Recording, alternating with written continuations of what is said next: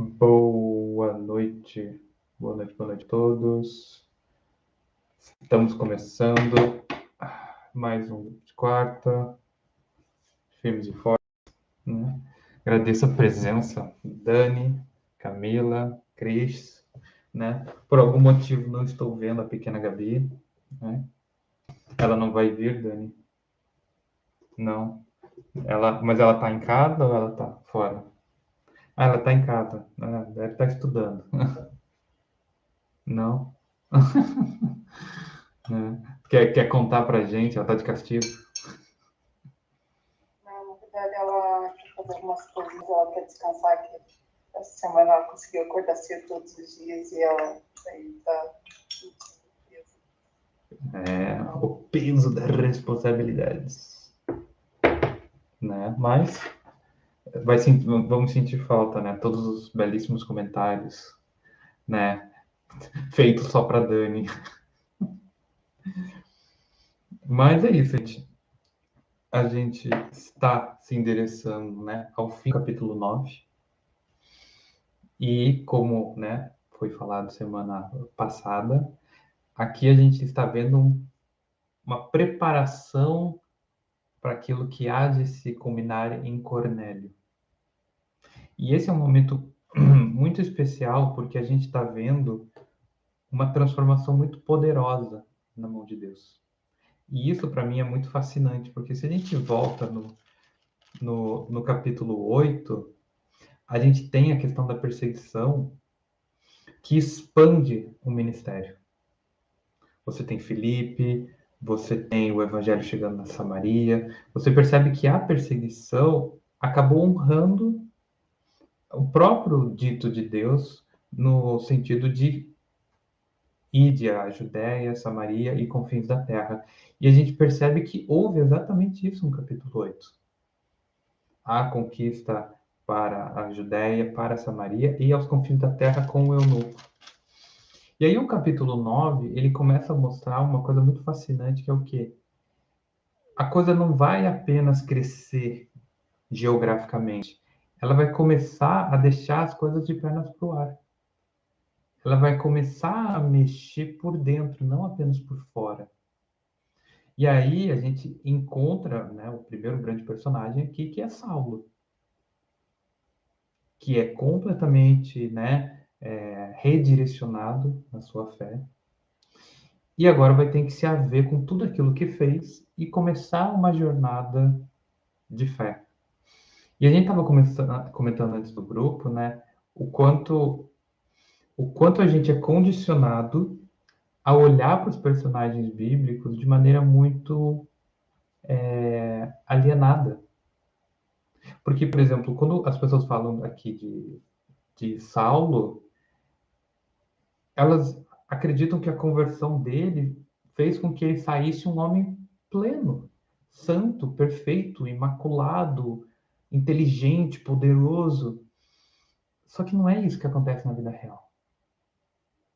Quando você se converte, você entende o quê? Um novo vinho. Mas você continua sendo o mesmo idiota, você continua sendo o mesmo perdido, você continua sendo o mesmo angustiado. Só que agora você tem uma direção, você tem uma seta, você tem um mapa. E se a gente for pensar o primeiro ano de conversão, o primeiro momento que você começou realmente a levar a sério a Deus, e construindo tudo que a gente tem hoje, quem é aquela pessoa, né? Quem era o Mauro, né, em 2006, quando ouviu a mensagem de Cristo em fevereiro? Em 4 de fevereiro de 2006, e decidiu aceitar a Cristo. Quer dizer, só em termos de conhecimento, eu já era uma pessoa completamente diferente. Na época, eu estava para começar o curso de administração. Eu comecei a fazer administração dia 6 de fevereiro de 2006. Um final de semana antes de eu entrar na universidade, eu tenho uma relação, né, uma transformação com Deus. O que é bem curioso, né? Porque se eu fosse para a universidade não sendo cristão, como teria sido? Só que aquele Mauro não sabia nada. Era uma pessoa que estava muito perdida. E aí, o Mauro, em 2011, quando vai para a faculdade teológica, também não sabia nada. E houve um progresso, um progresso. E isso é uma coisa muito importante, sabe? Porque todo mundo aqui tem inúmeros pecados, mas você tem áreas que te esmaga mais, que te bate mais, que te confronta mais. Você tem o teu calcanharzinho de Aquiles, você tem teus pontos fracos. Você sabe onde você tem mais lutas. Só que a gente é condicionado a idealizar esses personagens. E o único personagem que pode ser idealizado, e olha que eu estou usando da maneira bem chucra, não tem nada de psicanalítico aqui, é a figura de Cristo. Jesus é a única figura que você pode olhar com o coração leve e tranquilo e dizer: tá tudo bem, ele é incrível, ele é perfeito. Mas Pedro, Paulo, João, Estevão, todas essas pessoas, elas são questionáveis. Não são pessoas prontas. A gente tem o decorrer de 30 anos no livro de Atos. Quer dizer, eu não tenho 30 anos de caminhada com Cristo. Quer dizer, eu tô com o quê? 2006, né? Tô com o quê? 2006, 2016, que ele seria 20, o quê? Uns 16 anos, né? Você vê, né, como sou de humanas, né? Tem que parar para fazer algumas contas no dedo. Quer dizer, eu tenho 16 anos que eu caminho de uma maneira oficial diante de Cristo, mas eu conheço a Cristo e tenho uma relação íntima com ele já faz o quê? Uns 31 anos, né? De quando teve o meu primeiro momento de encontro com Cristo, quando eu tinha 4 anos, 4, 5 anos. Meu Deus, a transformação que você tem num decorrer desse ano. Quer dizer, pensa 30 anos. Quer dizer, 30 anos atrás, onde é que a gente estava? Quer dizer, tem gente que não tinha nem nascido. Eu estava conversando com um amigo meu, né, hoje, e ele falou para mim assim, final de semana que vem, eu vou numa festa de 40 anos de formatura do ensino médio. Quer dizer, 40 anos atrás ele se formava no ensino médio. Quer dizer, qual é a evolução que uma pessoa tem nesse processo? Ou a não evolução, porque a gente também patina, sabe? Então, olhar para esses personagens é muito importante porque eles vão passar por reviravoltas, sim. O mundo vai ficar de pernas para o ar, sim. Eles vão ficar do avesso, sim. Mas é um percurso de uma vida para eles se tornarem quem eles são. E muitas vezes a gente trabalha com muita violência para sustentar os nossos ideais. E a gente foi alienado a enxergar a Bíblia como os anjos na Terra e não como seres humanos.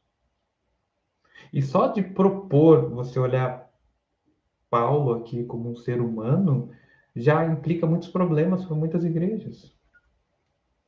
Dizer que Paulo do capítulo 9 não é o mesmo do 25 não é aceito. Diga, Cris. É muito interessante, porque a gente tem acesso a esse Paulo em questão de 2 horas, né?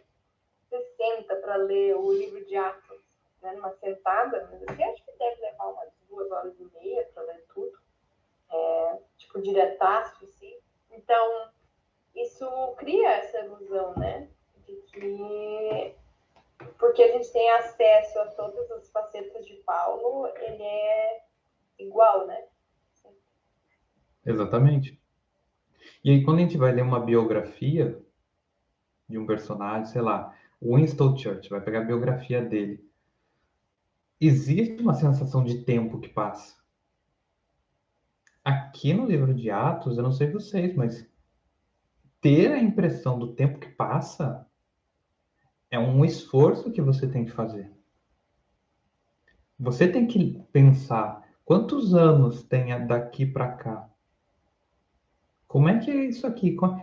Gálatas está dizendo que houve um gap bem grande entre a conversão e o encontro com os apóstolos. Alguém lembra quanto tempo é? Quanto tempo ele ficou na Arábia? 3 dias? 3 meses? Né? Quer falar pra gente, Cris? 3 anos. 3 anos. Consegue imaginar isso? Né? 3 anos. Ele mesmo diz aqui. Depois de 3 anos, subi para Jerusalém para conhecer Pedro, né? E passei 15 dias com ele. Né? 3 anos. Pensa, onde é que vocês estavam 3 anos atrás? Quer dizer, 2020, quer dizer, 3 anos atrás não tinha Covid. Quer dizer, quanta coisa pode acontecer em 3 anos? E onde é que a gente vai estar daqui 3 anos? Então, assim, para mim é muito interessante aqui, porque é um capítulo que parece muito condensado, quando na verdade são pontos para que a gente possa pensar. É uma narrativa que apresenta uma transformação do povo de Deus e que começa a fazer uma inclusão daquilo que não era tão esperado. Aquilo que era mais esperado, menos esperado. Quer dizer, você tem Tabata, né, Dorcas, como um personagem importante que eles querem que se mantenha. Você tem Saulo como um personagem que você quer que fique longe. E no meio você tem, né, o querido Enéas. Então é muito interessante lidar com esses 3 personagens e como que eles vão encontrar um equilíbrio, porque a gente sabe que metade é Paulo e a outra metade são essas 2 pessoas, Enéas, no caso, né, e Dorcas. Mas o que está se expandindo? O que está acontecendo? O que a gente tem que deslumbrar como cristãos? Isso é importante para o capítulo. Para que a gente possa entender o que vai acontecer com Cornélio e o que vai acontecer depois com Pedro. Porque poucas pessoas lembram, mas depois de Cornélio, Pedro vai ter que dar satisfação para Jerusalém de que história é essa que tem gentil se convertendo. Que bizarrice é essa?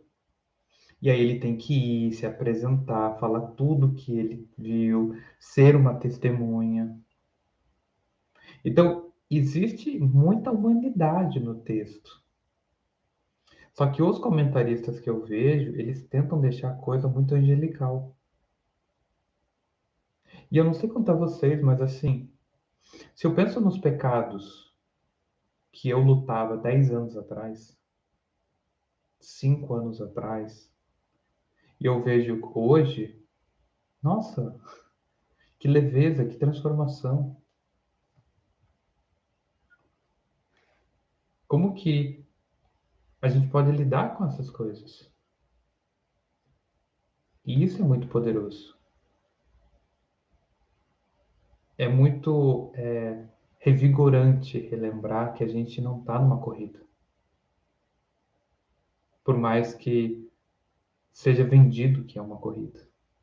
Tanto é que é uma metáfora que Paulo usa, mas que é tirado do contexto, porque ele fala é a corrida da vida.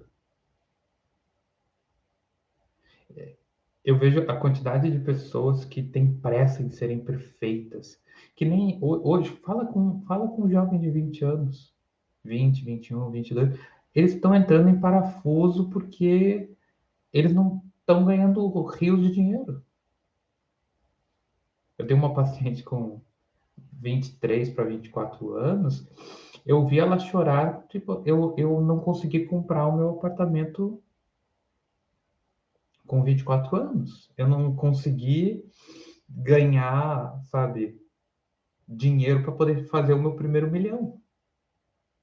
E aí eu, tipo assim, se você conseguir fazer 1 milhão de reais na tua vida inteira e comprar um apartamento neste percurso, sinta-se privilegiado. Pouquíssimas são as pessoas que conseguem isso. É muito trabalho para você juntar 1 milhão. Não é pouca coisa. Ah, mas os apartamentos estão caros. É, mas juntar dinheiro continua igual. Não mudou. É desde o tempo, né, que o homem é homem. Então, quando a gente for endereçar o texto, que a gente possa ter a leveza do espírito de reconhecer a humanidade do que está aqui. E com isso ir discutindo e ampliando a nossa própria relação com o cristianismo, né? Então eu convido vocês para a gente ler do verso 32 ao 35. Depois a gente vai ler do 36 ao 38. Depois a gente tem o 39. Depois a gente tem o 40 ao 43. Lembrando a todos, né, que a gente faz esse tipo de leitura de parágrafo, porque, né, é importante lembrar que, como a Bíblia é um livro, deve ser compreendida como um livro e deve ser lida com parágrafos e não versículos. Eu, infelizmente, cresci numa igreja que lia por versículos e não por parágrafos. E aí você percebia a gente como, não julgueis para não serem julgados. Tá, continua o versículo. Mateus 7:1, continua o versículo. E a pessoa não sabia. Por quê? Ela guardou Mateus 7:1a. Porque tem isso. Vocês já devem ter visto citações bíblicas que a pessoa coloca, né? Mateus 7:1a. Por que A? Por que você não leu o texto inteiro? Não, mas é porque eu só quero a parte que está em cima, só quero a primeira frase do versículo. O que será que isso já deveria indicar para nós? Tomar uma frase e não trabalhar toda a complexidade do parágrafo. Por que não ler o parágrafo todo? Mas eu vou fazer as pessoas se perderem. Pelo contrário, eu acho que você vai fazer as pessoas se encontrarem.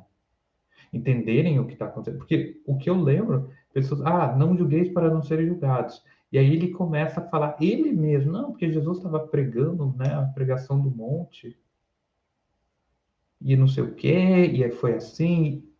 Leia. Leia o parágrafo. Não vai te comer tanto tempo. Mas isso, para mim, são indicativos de por onde a coisa está errada. E é disso que a gente vai conversar aqui hoje, né? Mas vamos lá.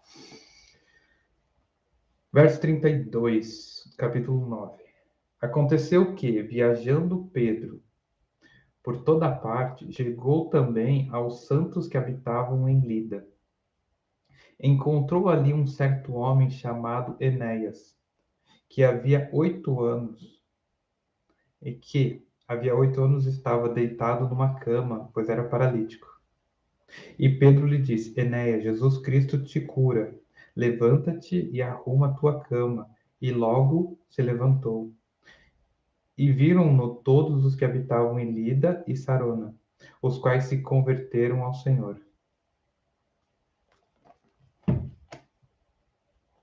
Então, assim, é uma passagem interessante, porque ela está ligando a cura de Enéas com a conversão de pessoas na cidade de Lida e na região de Sarona. Sarona. Então, existe uma demonstração do poder de Deus aqui que é relevante a gente pensar. Mas antes de entrar nesse quesito, eu queria levar um ponto, que é o nome do rapaz. Que foi, Cris? Você também foi ler? Eu ia fazer um comentário sobre o nome. Por favor. Não, é porque Virgílio escreveu um poema épico sobre Ilíada. Ilíada. Exatamente. que é uma história sobre um troiano Isso. que viaja da Grécia até Roma, e na lenda ele é o ancestral dos romanos, né? E é curioso ser esse o nome. Eu pensei em várias coisas. Por exemplo, o fato de que é um judeu com um nome romano, vamos dizer assim, né? Grego, meio romano, meio coisa assim. Então, naquela época não era tão estranho, né? Porque como a gente vai ver depois, Dorcas tem 2 nomes, Tabita e Dorcas, né? Então tem esses 2 nomes. Mas o nome hebraico, por exemplo, desse homem não é dado, né? Talvez ele não tivesse, sei lá. Mas o fato de... Eu acho que é bem curioso o fato de Enéas, na história, ser o ancestral dos romanos, e Cornélios vai ser introduzido daqui a pouco também, né? Então, eu não sei se é algo simbólico aí no fato desse personagem com esse nome ter sido colocado, né? O que deixa a Bíblia muito interessante, na minha opinião. Porque a Eneida foi escrita antes de Cristo. Exatamente. Então, né? Este livro, né? A Eneida, de Virgílio, ele foi escrito, ele foi finalizado 19 antes de Cristo. Só que existe um detalhe muito interessante sobre a Eneida. Quando a gente fala sobre o surgimento de Roma, eu acho que aqui, quem lembra disso, das aulas de história, você tem 2 irmãos, né? A Cris lembra, que é o Rômulo e o Rêmulo, que foram crianças que, não me lembro exatamente a circunstância, né? Acabaram sendo abandonadas ou, né, ficaram à mercê da sorte na floresta e foram adotados por uma loba. E essa loba vai alimentar essas crianças e as crianças vão crescer e vão se desenvolver. E aí vai ter um confronto futuramente, né, entre os 2 irmãos. E no caso, o Rômulo vai matar o Rêmulo, né? E aí fundando Roma. Essa é a história contada pelos historiadores quando a gente vai estudar história. Mas a gente não estuda a Eneida. E a Eneida, ela tem um papel extremamente fundamental, porque o quê? Rômulo e Rêmulo é comparado com a mitologia grega. Essa é a mitologia do surgimento de Roma. Agora, a Eneida, ela é comparada ao quê? Ela é comparada à Ilíada, de Homero. E o que eu particularmente acho mais fascinante é que a gente sabe da onde veio a Eneida, mas a gente não sabe da onde veio a Ilíada. A gente não tem informações da Ilíada, a gente sabe quem escreveu, que é o Homero. Mas por que ele escreveu? Por que ele escreveu esse conto épico falando dos gregos? A queda de Troia. E é interessante porque a Eneida, ela foi encomendada pelo imperador Augusto para o poeta Virgílio. E o que o Augusto ele pensou? Ele disse assim: a gente agora está se desenvolvendo no nível imperial, até que, né, Augusto é o primeiro imperador. Inclusive fica a pegadinha, né? Quando alguém pergunta qual é o nome do primeiro imperador, tem gente que diz, é Júlio César. E muita gente vai dizer, não, não é Júlio César, é Otávio Augusto, o primeiro imperador. Só que aí que vem o ponto. Otávio Augusto, quando ele descobre que César morreu e que César colocou no testemunho tudo do César para Otávio Augusto, sabe qual é a primeira ação que ele faz? Ele muda o nome dele. E qual que é o nome de Otávio Augusto? Depois que ele descobre que ele era o herdeiro de Júlio César, ele muda o nome dele para Júlio César. Gaius Júlio César. É o mesmo nome. Então, quando você vai ler os relatos clássicos não tem Augusto, não tem Otaviano. Otaviano é antes dele ser adotado por César como filho e herdeiro. Então aí fica a brincadeira, né? O primeiro imperador de Roma é Júlio César, mas encarnado em Otávio Augusto. E Augusto era um cara que tinha muitos pontos positivos e negativos. Só que chegou num ponto que ele pensou assim: a cultura grega, ela consegue se orientar de maneira ideal pela Ilíada. É um conto épico que traz todos os valores de um cidadão grego. Todo homem grego vai se ver nas figuras dos personagens centrais da história. Você vai se ver Agamenon, você vai se ver como Aquiles, como Pátroclo, você vai ver como, né, Ulisses. Então, a Ilíada é a representatividade de toda a essência de ser grego. E aí que mora um ponto interessante, né? A cultura que disponibilizou Sócrates, Platão e Aristóteles era uma cultura guerreira, era uma cultura de violência, era uma cultura de morte.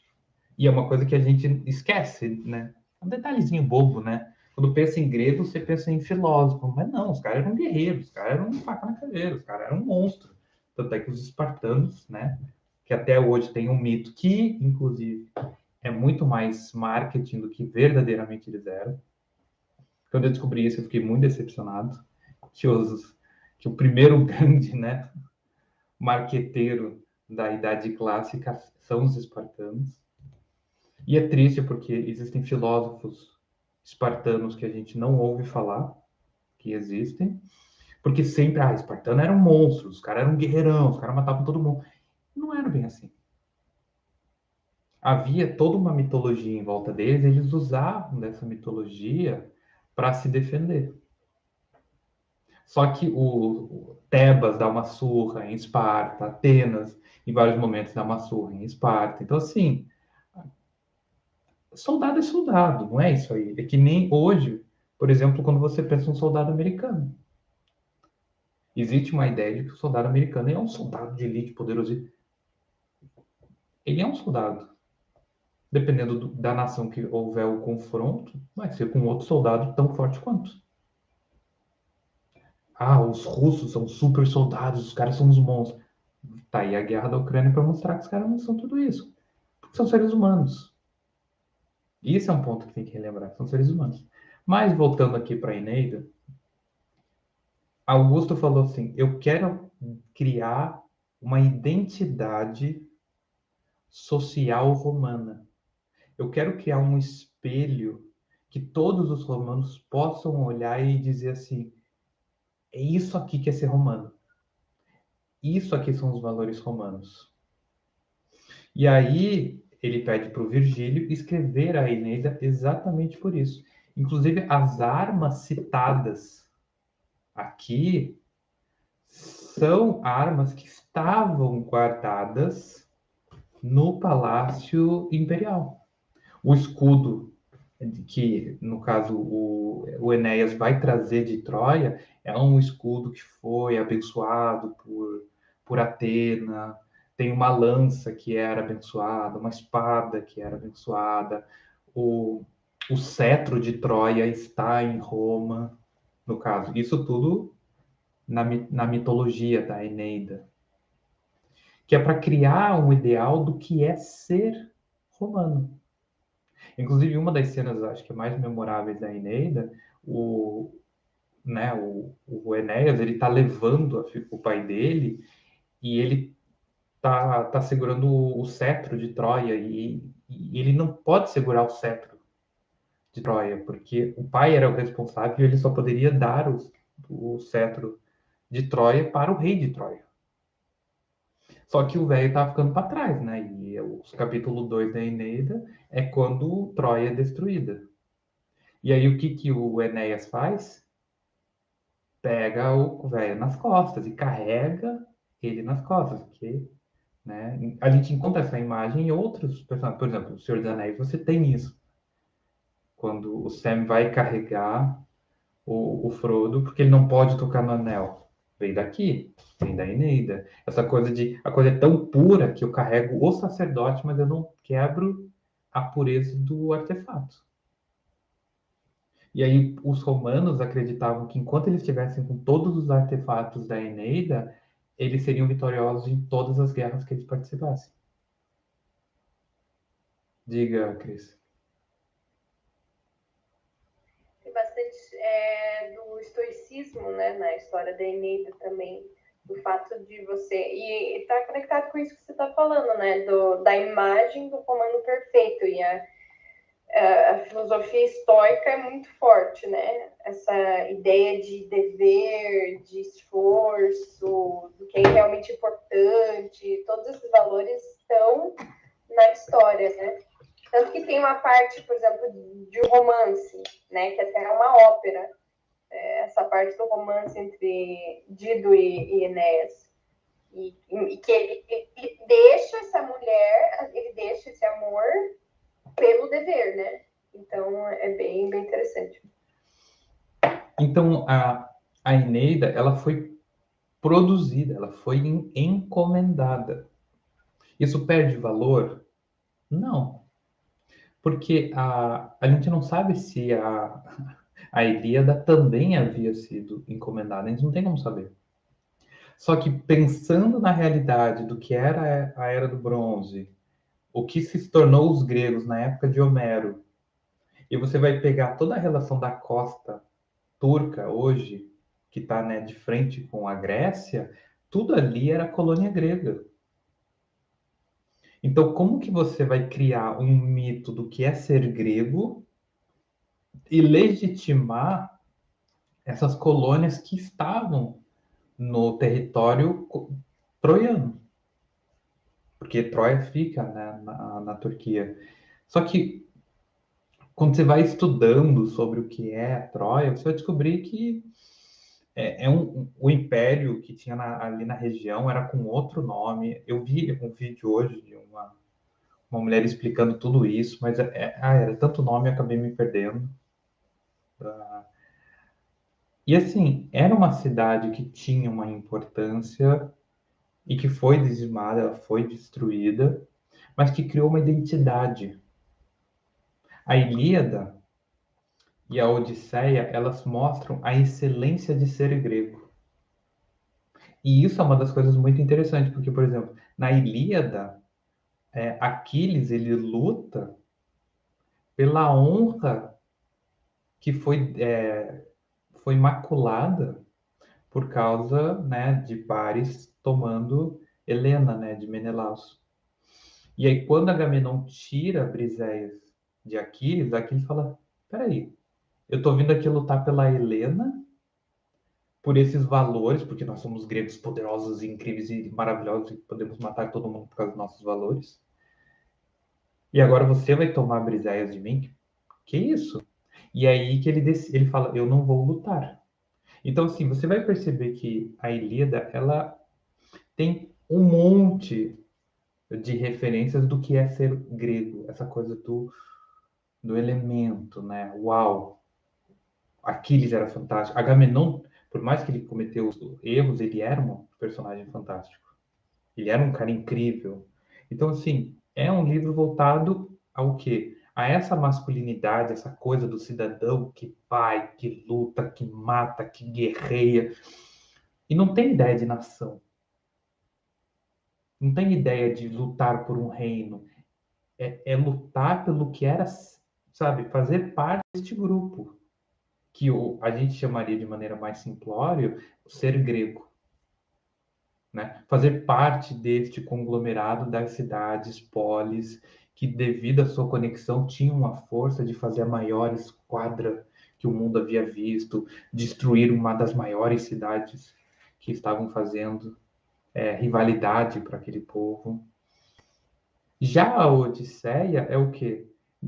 São os valores do cidadão e deste homem para com sua família, não para a guerra ou para os, né, para a nação, né, colocando anacronicamente falando aqui, né? para as polis, para, né, a sua lealdade aos reis. A Odisseia é a lealdade à família. É Ulisses voltando para Penélope. É Penélope se mantendo casta e pura, porque ela acredita que o marido vai voltar, mesmo que leve 10 anos para o coitado voltar. Que ele ficou 10 anos na Guerra de Troia e leva mais 10 anos para voltar para casa. E assim, vendo a Turquia e vendo Ítaca, né? Você vendo ali onde seria Troia e onde é Ítaca. Gente, tipo, você tá com um barco, tu vai reto ali, tu chega em menos de um dia. E o cara levou 10 anos para chegar lá. Tamanha confusão que o cara viveu, né? Não, amor, sabe o que que é? Eu tava indo para casa, mas aí veio um vento errado e eu parei lá na caverna do Ciclope. Aham, diga. Não, nossa, você não acredita. Depois, quando a gente foi pegar o barco, a gente acabou passando perto de Sereia. Quando eu tava em Creta, peguei a rua errada, não tinha contorno. Então, assim, dá para brincar, mas a Odisseia, ela é voltada para isso. A excelência do homem grego para com sua família, para com o seu reino, para com seus filhos. A Eneida, ela faz a mesma coisa para os romanos. E, ironicamente falando, Enéas é um paralítico. Quer dizer, eu comento muito sobre o fato de que a gente vai ver a Bíblia recheada de subversões. É você colocar o grande perseguidor Saulo se convertendo, ficando cego, depois sendo transformado exatamente por quem ele perseguia, e de repente ele vai começar a pregar. E aí você tem Pedro diante de uma circunstância onde ele vai conhecer um tal de Enéas, que é um paralítico. E é muito interessante porque, segundo o que a gente estava falando semana passada,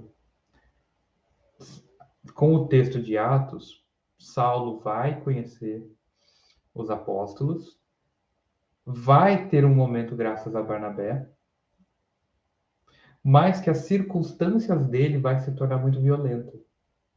E ele vai ter que sair da cidade. Já Pedro não tinha essa visão. Porque Pedro não era um matador que se converteu. Então, o olhar estava muito em cima de Paulo, né? Esse cara aqui, ele era um ponta de lança, e a ponta de lança quebrou. E não apenas quebrou, como feriu o lanceiro. E aí?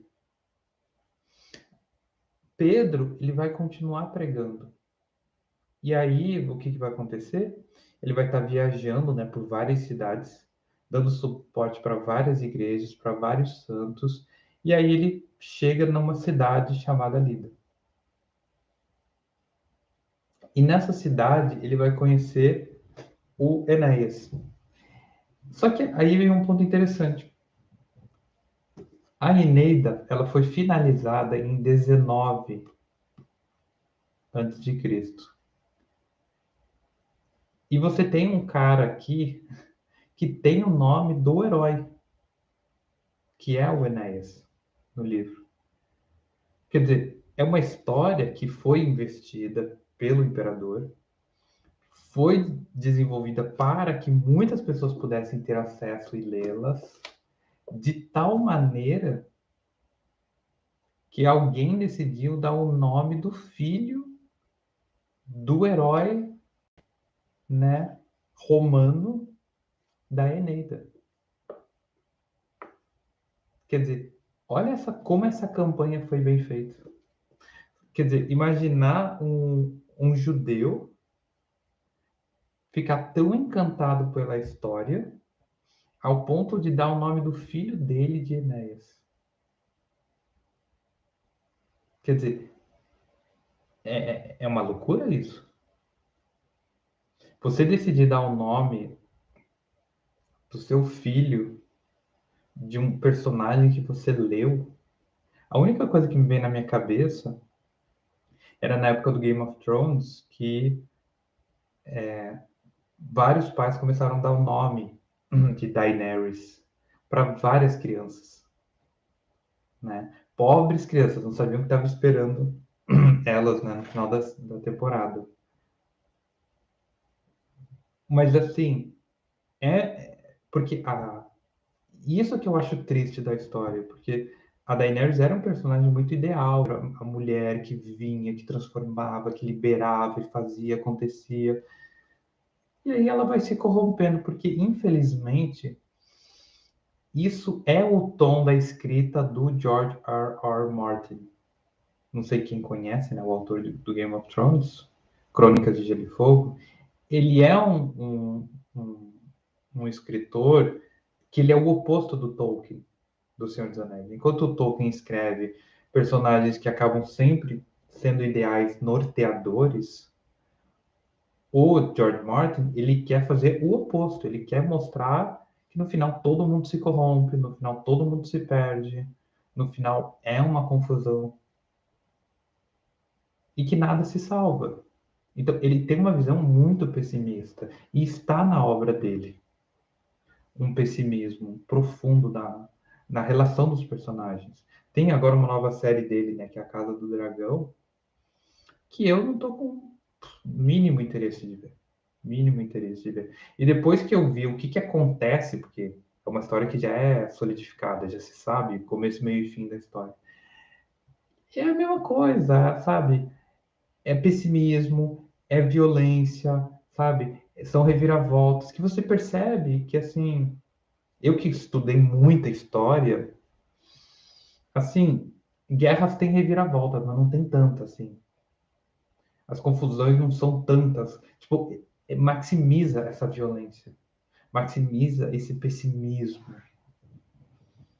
porque é um fruto do nosso tempo, esse pessimismo, esse niilismo. E na época das guerras, por exemplo, medievais, as pessoas morriam por honra, morriam por valores, as pessoas morriam por, sabe, por coisas que a gente não consegue entender. E infelizmente, quando você cria um mundo medieval ao nosso olhar, a coisa perde o sentido. Eu quero compartilhar com vocês. Eu estava vendo segunda-feira, estava vendo. Eu achei um canal no YouTube bem aleatoriamente, né, que se chama Tribals, uma coisa assim. E é basicamente um cara na Índia que ele basicamente chamou indianos, paquistaneses, basicamente pessoas tribais, pessoas que não são letradas, pessoas que viveram a vida inteira no campo, pessoas que não têm assim instrução nenhuma para reagir a coisas ocidentais. E achei muito interessante, porque você vê aquele senhor afegão, sabe, com aquele turbante na cabeça, sabe aquilo ali, o afegão, Paquistão, parece meio indiano, mas ao mesmo tempo tem uma vibe mais paquistanês. Você consegue ver que ele é um cara do campo, é um cara simples. E assim, você vê pela mão dele, você vê, sabe, a mão grossa de pessoa que trabalha no campo. E aí tem um outro rapaz, aí tem uma mulher bem indiana, com todas as roupas indianas.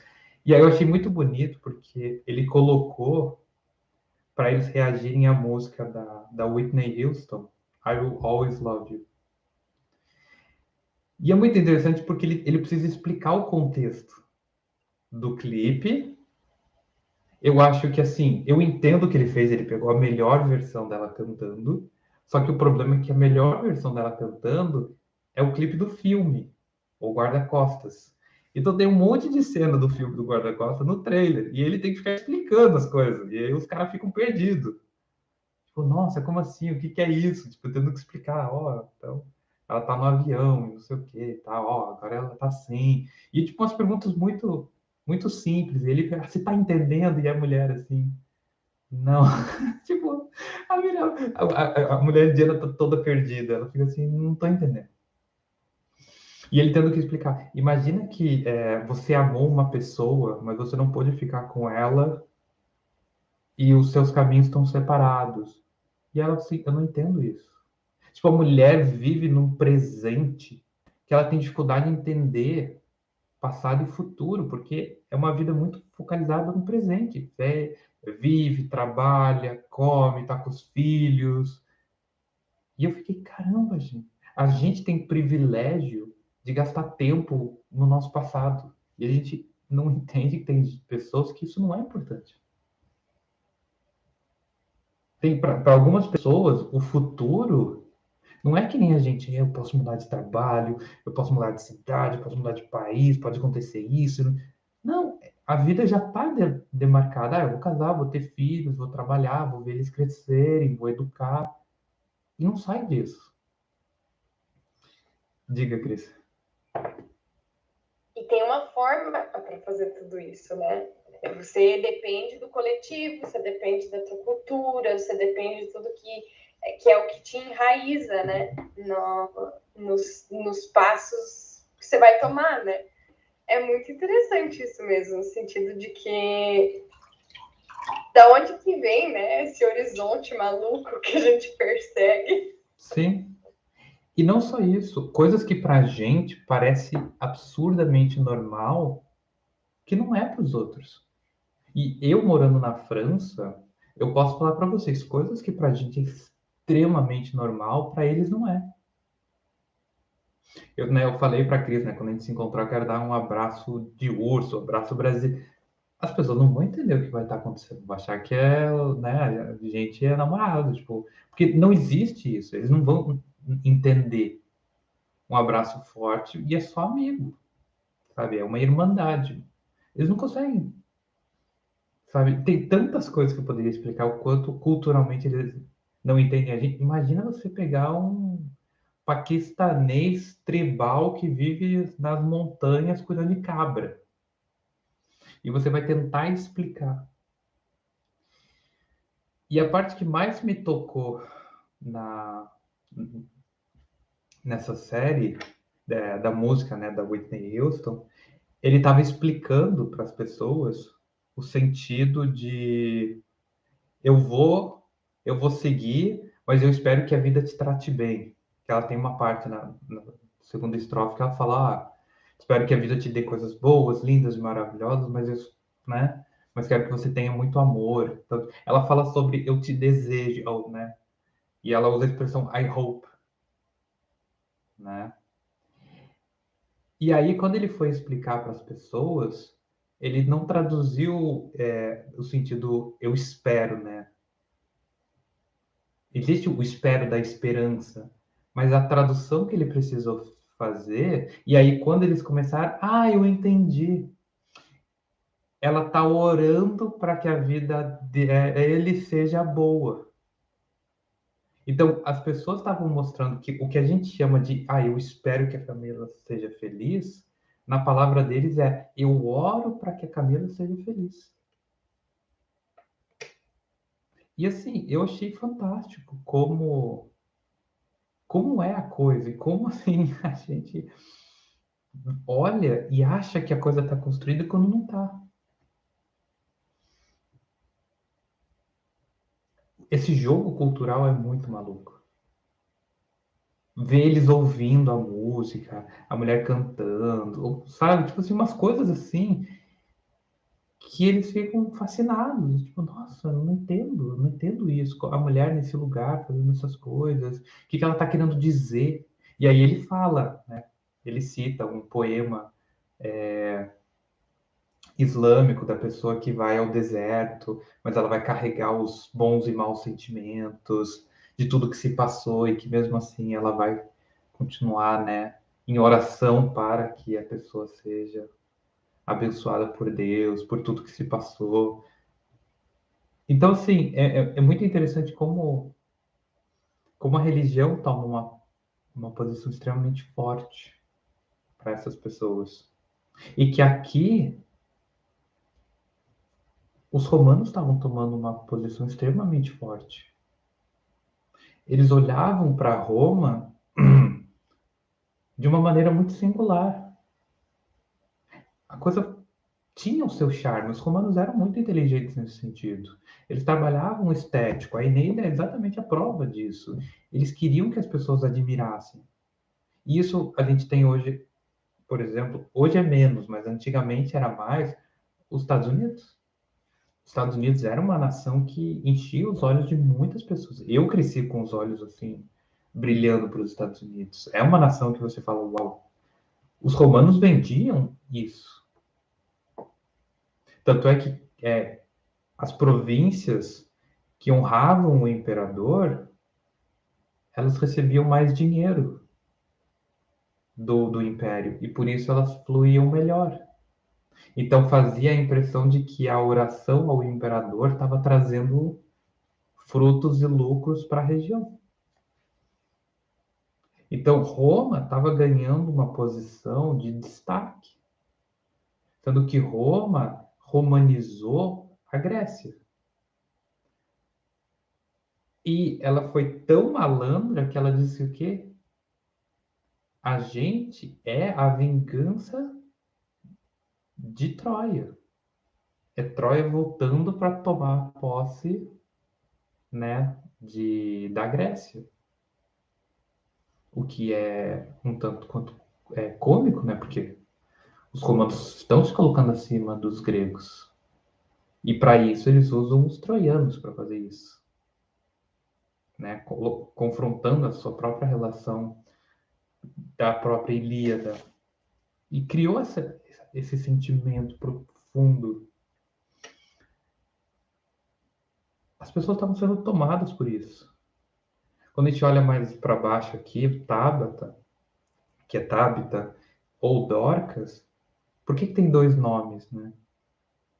Um nome é grego e outro nome, né, é hebreu.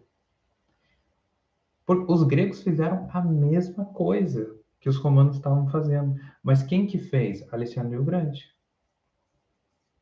E no tempo de Alexandre o Grande não tinha Eneida, tinha qual? A Ilíada. Então, essas obras, elas possibilitam o desenvolvimento cultural. Da mesma maneira que Hollywood é o desenvolvimento cultural dos Estados Unidos. E aí você tem um homem que recebe o nome de Enéas, quase como uma forma de tentar trazer todos os valores para esse homem, vindo do próprio herói romano, o fundador da cidade de Roma. Quer dizer, olha o privilégio que os pais estão tentando imprimir nesse rapaz. E aí ele, né, é um judeu grego, ele é um judeu convertido. O texto não nos dá muita informação.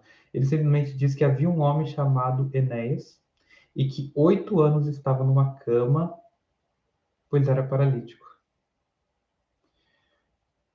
O que aconteceu com esse rapaz? Que do dia para a noite fica paralítico, fica 8 anos como um paralítico, e o que ele pode fazer, né? O que um paralítico pode fazer? Se hoje em dia paralítico já não pode fazer muita coisa, porque não existe uma boa infraestrutura, imagina no tempo de Pedro. Provavelmente Enéas tinha virado um mendigo, né, que era uma coisa muito comum entre os paralíticos. Ou talvez ele tinha uma família que poderia ajudá-lo, não sabemos. Simplesmente o texto diz que em Lida havia um homem chamado Enéas. E Pedro diz: Enéas, Jesus Cristo te cura. Levanta-te e arruma a tua cama. Ele logo se levantou, e viram-no todos os que habitavam em Lida e Sarona, os quais se converteram ao Senhor. Então esse personagem que recebe o nome, né, o paralítico Schwarzenegger, né, o herói de filmes de ação. Ele volta a andar, ele é curado da sua paralisia e, de repente, todo mundo na cidade ouviu falar de um tal de Pedro que, invocando o nome de Jesus Cristo, curou um paralítico que estava há 8 anos numa cama. E não só isso, né? E eu acho adorável, né? O texto dizendo aqui como a fofoca é uma energia poderosa no mundo, né? De repente, toda a região de Sarona estava sabendo o que tinha acontecido. Todo mundo tinha. Nossa, um paralítico foi curado. E é muito interessante porque as pessoas falam assim: ah, mas naquele tempo tinha um monte de gente fazendo a mesma coisa. Mas quantos estavam sendo bem-sucedidos em curar? Não é assim a coisa mais simples do mundo. Você curar um paralítico, você pôr um paralítico para andar. A gente sabe que hoje em dia tem muita falsidade nesse tipo de ato. A pessoa que finge que é paralítica, finge que está endemoniada e aí vai uma pessoa curar, transformar. Haviam profetas, mas assim, está falando de milagres, é difícil falar de milagres. Só que historiadores não falam que havia milagre o tempo todo. Eles nem comentam esse tipo de coisa. E de repente todo mundo ficou sabendo. Todo mundo ganhou uma posição. Deus visitou a cidade de Lida. E aí eu pergunto para vocês, né? Por que a cura é algo tão importante para a conversão aqui? Qual que é a opinião de vocês? Por que essa cura, esse milagre, ele é tão impactante na conversão?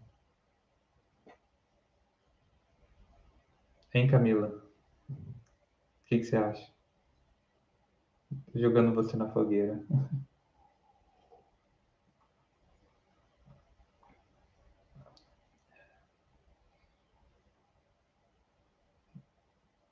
A cura é algo que a gente não consegue explicar. É algo sobrenatural, de certa forma. Até hoje, em alguns casos, é assim. É algo físico do sobrenatural, do espiritual. Então, não tem como negar, não tem como, ainda mais se ele era princípio na cidade, algo assim. Isso daí já não teria acontecido com ele, sabe? Acredito. Você falou, fingir esse tipo de coisa. Então, ainda mais nessa época que a medicina era bem mais complicada, não tinha tratamentos, medicinas e coisas assim. Então, se até hoje, essa questão da cura é um tema, é uma questão naquela época, acho que mais ainda. Está muito mais presente a manifestação sobrenatural. Sim. Acho que é isso. E para você, Dani? Queria ouvir você também. Consegue dar a sua opinião aí?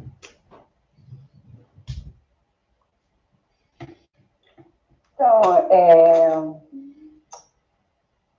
é difícil saber quão conhecido esse Enéas é, o impacto que, de repente, a situação dele causava no lugar. Tem várias coisas assim, que dá para pensar, mas que seriam suposições.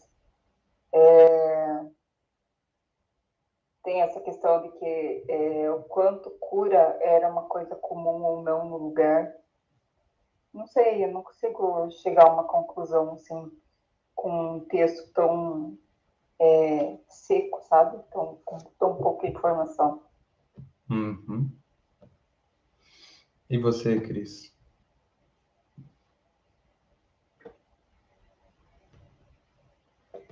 Bom, eu diria que a cura se conecta com a salvação no sentido de redenção, né? E de um ato que redime, né? E Pedro, através da cura e pelo fato de ele usar o nome de Cristo, né, na cura, ele redime a vida desse homem, né? Por 8 anos, ele ficou numa cama, né? É interessante que ele fala, levanta e pega o teu, né, o teu mat, a cama, né? Sim. A cama. Que é a mesma coisa que Jesus fala, né, para o paralítico, Marcos 4, para ele levantar e pegar né, a cama dele. Mas, enfim, eu acho que a cura, ela tem um paralelo na ação de redenção de Cristo, né, pra gente, que é uma segunda chance. A cura é uma segunda chance para a pessoa viver uma vida melhor e além, e você aceitar Cristo, né, como Senhor e Salvador, é a mesma coisa, né? Então, eu diria que esse é o paralelo. Sim. Como a Dani falou, a gente não vai conseguir encontrar a resposta que a gente está procurando no texto. Porque o texto está fazendo uma pontuação, ele está colocando que Pedro passou pela cidade e ele curou Enéas. E que as pessoas se converteram. Só para a gente poder entender isso, a gente teria que fazer uma reflexão histórica do que era a relação que o homem tinha com Deus naquela época. Haviam algumas religiões que elas colocavam ordem num povo, numa nação, como no caso o povo hebreu, né, tem a relação com Deus. Só que quando a gente vai para o panteão, por exemplo, romano, você tem vários deuses. E esses deuses, eles tinham uma relação de troca, no sentido da manifestação de poder. Quer dizer, a mulher estava infértil, ela ia no templo de Minerva, falava com o sacerdote falava, ó, você vai fazer uma oferenda de um cabrito aqui, e quando for, né, toda lua cheia, você vai aceitar com seu marido, e você vai ter a bênção de Minerva. Então havia uma relação de troca para com a figura do divino. E isso, particularmente, eu acho muito interessante, porque quando a gente fala de religião, a gente automaticamente pensa o quê? Moral, a gente pensa em lei, a gente pensa em bons costumes, a gente pensa em pureza, a gente pensa em santidade. Só que religião, para um romano, não tinha nada a ver com valores morais. Para um romano, relação com um Deus é uma troca. Você o ama e o adora, faz oferendas para ele e ele te traz um benefício. E dessa maneira, você consegue ter uma boa relação com esse Deus. Então, quando você precisava de um Deus bem específico, você procurava ele, fazia uma oferenda, fazia os passos do sacerdote e no final, né, ficaria tudo bem. Essa era a maneira como os romanos lidavam com religião. E é estranho tentar pensar uma religião que não conecta com valores morais. Toda religião está conectada a valores morais hoje em dia. Eu não me vê nenhuma religião na minha cabeça agora que não defenda valores morais, que não defenda um posicionamento mais ético dos seus membros. Todo mundo é colocado para ser diferente. Diga, Cris. Esse é o lugar da filosofia, né, na cultura grega. A filosofia que traz essa moralidade, porque realmente as histórias dos deuses, meu Deus, vocês são tudo maluco. Sim. E a filosofia, ela não era muito bem vista, porque é difícil, você tem que sentar, você tem que estudar, você tem que fazer parte de uma academia, quer dizer, não é todo mundo que tem tempo ou dinheiro para fazer parte de uma academia de filosofia. né? Então, o que que acontecia? As pessoas iam assistir debates filosóficos da mesma maneira que a gente vai assistir jogo de futebol. Havia na Ágora um debate e as pessoas iam querer ver o debate. Nossa, vamos ver o que que eles vão falar. Ah, vamos discutir sobre a essência da vida. Nossa, e aí, Camila, você já pensou sobre a essência da vida? Não, nunca pensei nisso. Vamos ver o que eles vão dizer. E aí ficavam lá os caras se debatendo e você, nossa, quase fez um gol ali, nossa, falando da essência. E eles levavam dessa maneira. Havia uma curiosidade em falar da vida, mas não no sentido moral.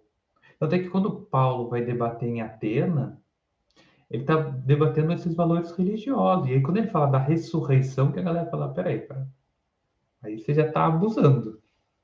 Aí você já está, né, quebrando aí a norma do jogo. Então, a maneira que os romanos lidavam com religião não era no campo da moralidade, era no campo da troca. O judaísmo ele é especial exatamente por isso. Porque ele carrega a marca do quê? É uma religião demarcada por um povo, por uma administração do povo, um controle do povo, uma orientação do povo. É por isso que no judaísmo você não tem essa porta aberta que nem o cristianismo tem para pessoas que não são não judaicas, no caso não são judeus. Para uma pessoa não judeu se converter, né, entre isso, como que é o esforço de uma pessoa não judeu para conseguir entrar no judaísmo e ser visto como um convertido? Eu não sei como é que é em Israel, eu sei como é aqui na França e no Brasil. Você precisa provar muita coisa, né? Não é qualquer um que pode. Você precisa estudar bastante. Você passa por um exame, vamos dizer assim, com o Rabanuto. Aqui em Israel é assim, né? E tem várias maneiras diferentes. Por exemplo, não sei se vocês sabem disso, mas eu me surpreendi de descobrir que tem judeu reformado, judeu conservador ortodoxo, judeu ortodoxo, judeu Haredi, judeu moderno, não sei o quê. Tá cheio de denominações judaicas. Então, quando você se converte, o judaísmo tem uns rabanut,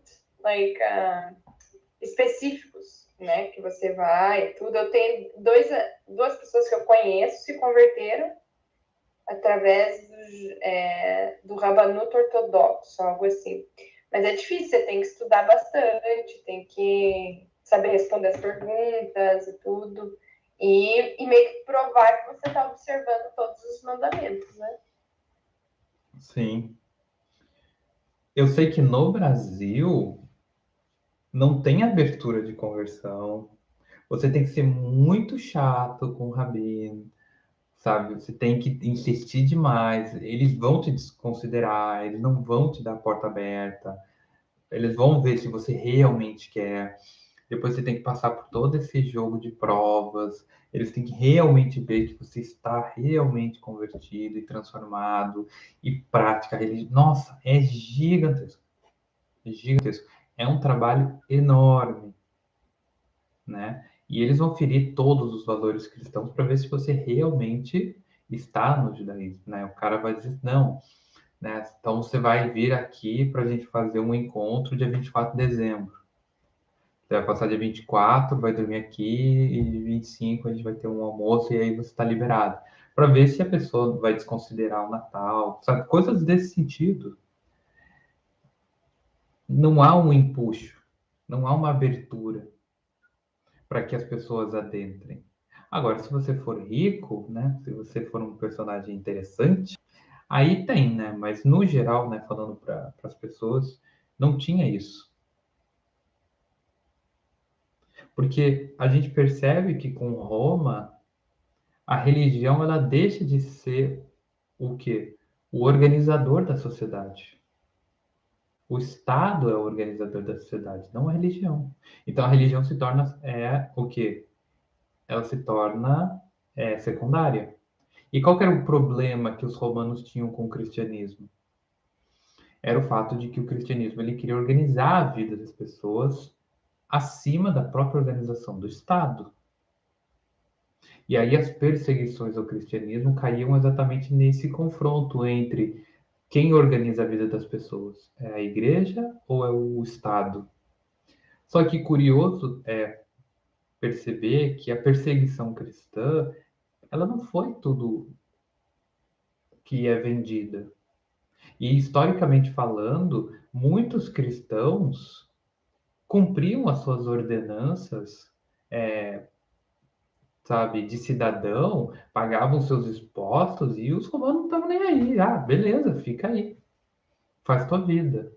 Eram algumas pessoas, não, porque a gente não pode pagar imposto, e aí dava rolo com o governo. É a mesma coisa, faz uma igreja que começa a pregar que você não pode pagar imposto. Que, né, que imposto é crime e que todo o dinheiro dos impostos tem que ir para a igreja, porque é. Mas, voltando aqui, a figura, para mim, ela é muito especial em Enéas, porque ela mostra que a mão de Deus, ela consegue chegar em lugares que a gente não entende. Só que eu estava falando sobre cura, né? Falando sobre essas figuras divinas, como que os romanos lidavam com a figura do divino, e que havia uma relação de uma troca, de uma espera. Eles queriam que houvesse um ganho. Eles estavam esperando uma relação de troca. Ó, eu faço uma oferenda, você me dá uma bênção e a vida continua. Inclusive numa série Roma, que acontece no caso, né, da HBO, o médico vai e fala, ó, a pessoa vai ter que tomar isso, faz isso, inclusive vai no templo da Minerva e faz a oferenda assim, assim, assado, para você poder ser curado. Então havia uma relação da própria medicina com um certo misticismo, porque a religião tinha esse papel. Então a gente pode dividir as religiões em uma organização social ou uma organização econômica.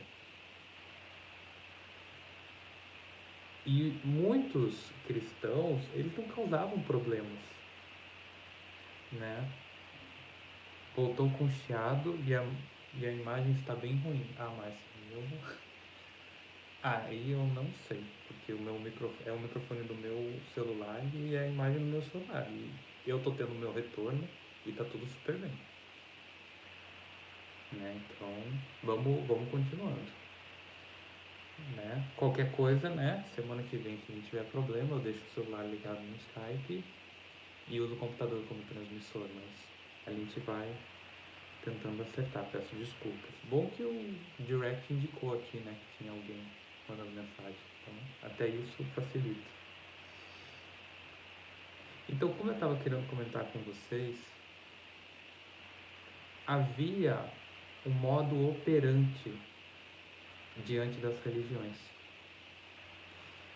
E o cristianismo, ele se tornou uma terceira via da relação. Nesse primeiro ato aqui, a gente sabe que futuramente o cristianismo vai migrar para uma religião social, no sentido de ter um povo, mas não vai ser como no judaísmo, porque ele vai abraçar todos os povos. Mas o cristianismo, ele entra como uma terceira interpretação, uma terceira relação com Deus, que conjuga a possibilidade de todo mundo estar, o poder de Deus, e aí essa troca é atualizada, a relação social é atualizada.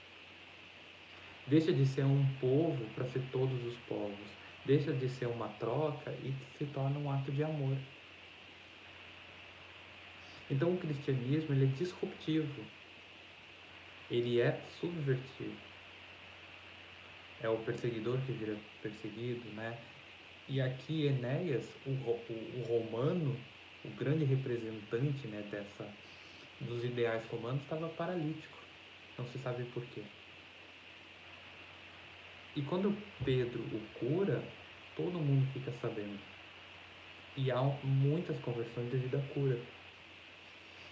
E vocês sabem a minha opinião, eu já refleti várias vezes nessa temática, mas o poder de Deus, o que aconteceu com o poder de Deus, com os milagres, com todos esses feitos? A Cris já contou, né, pra gente, né, sobre a avó dela, que testemunhou inúmeras curas e milagres.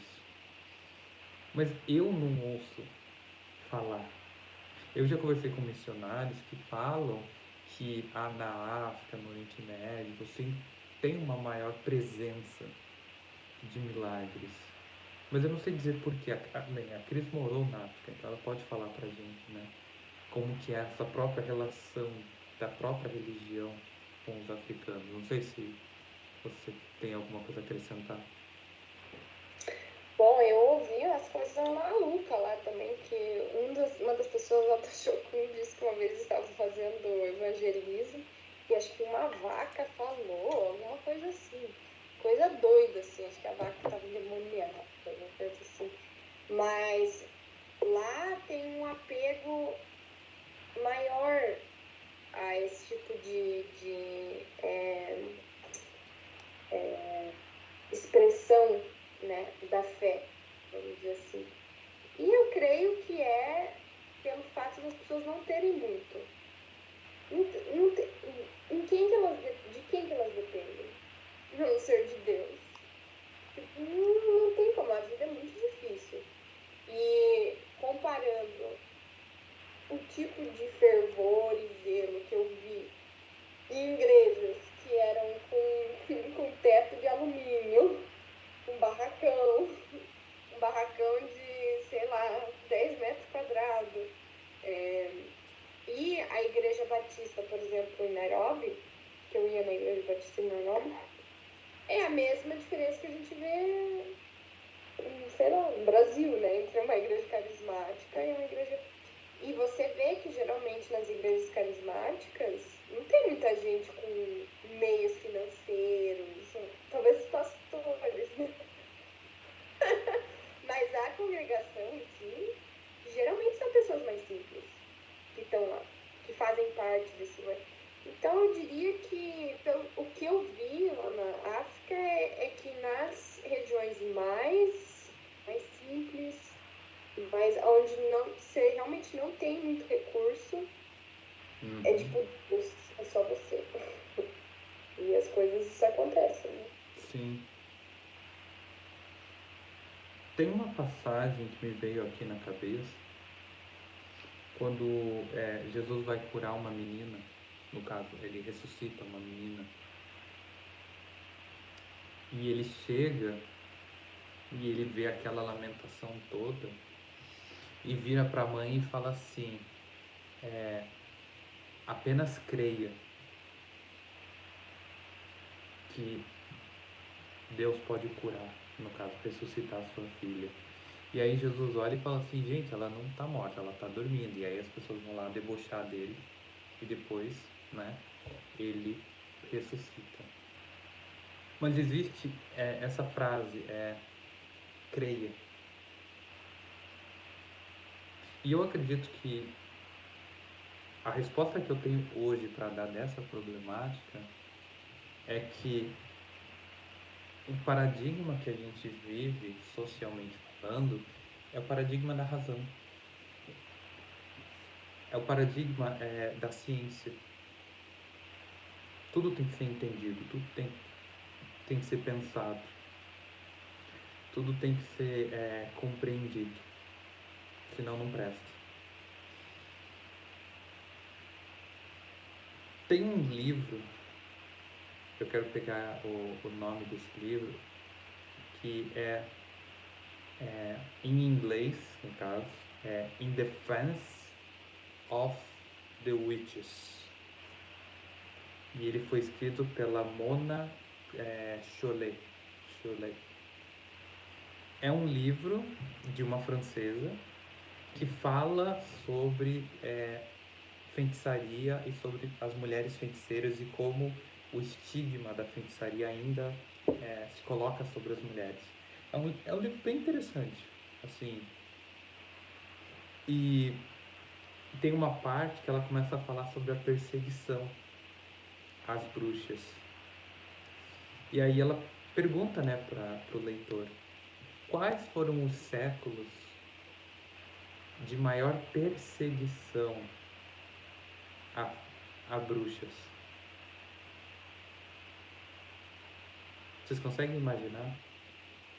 Foi a Idade Clássica? Foi a Idade Medieval? Foi a Idade Moderna? Ou a contemporânea que a gente está hoje? Pode falar, Cris. Eu acho, não sei, eu tenho a impressão que foi tipo século XVIII, assim, 1700, alguma coisa. Acho que pelo menos nos Estados Unidos, nessa época. Uhum.